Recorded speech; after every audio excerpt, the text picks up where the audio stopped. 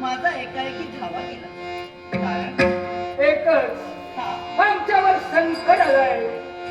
शतजीव नावाच्या एका राक्षसाने आमच्यावर संकट आणलं आहे आणि त्या संकट दुरापास्त करण्यासाठी माझा तुझा धावा केला. संकट दुरापास्त करण्यासाठी पहार मी अवतार धारण केला.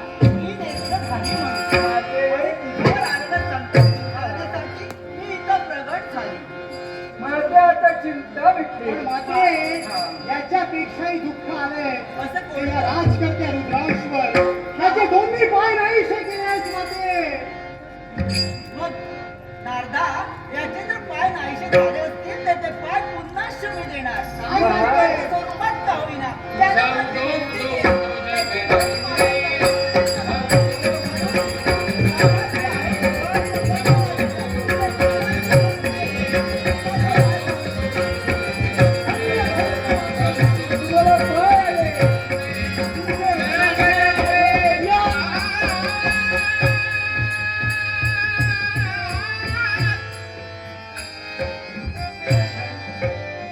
तुम्हाला तुमचे तुटलेले पाय पुनश्च मिळाले. पण हे बापाचं अंतस्करण आहे. मला माझी कन्या हवी आहे. ज्या घरात होणं माझ्या कन्येचं पुनरुत्थान केलं.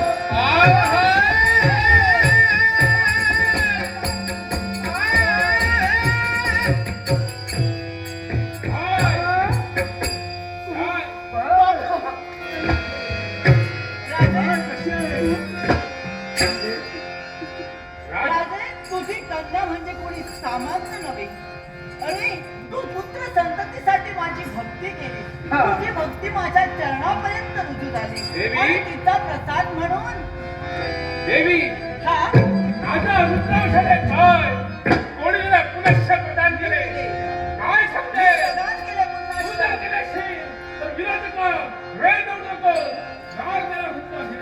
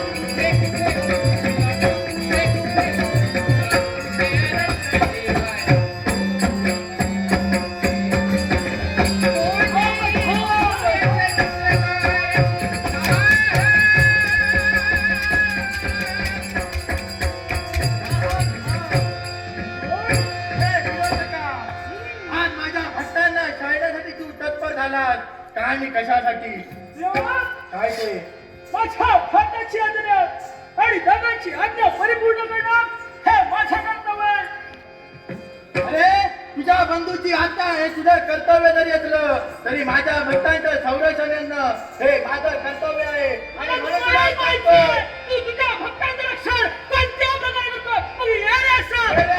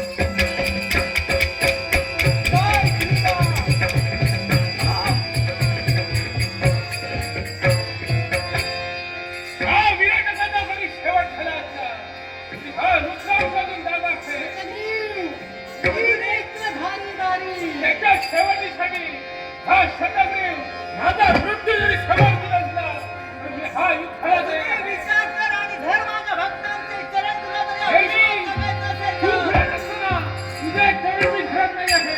अरे जास्त विचार वेळ कर, करू काय नको. करत असेल? युद्धाला तयार हो. विलंब आहे. अजूनही विचार कर. देवी, विचार करून झालेला आहे. माझी मनातील इच्छा परिपूर्ण तुला करूनच दाखवेन. ये रे आता. दाद देगा देवा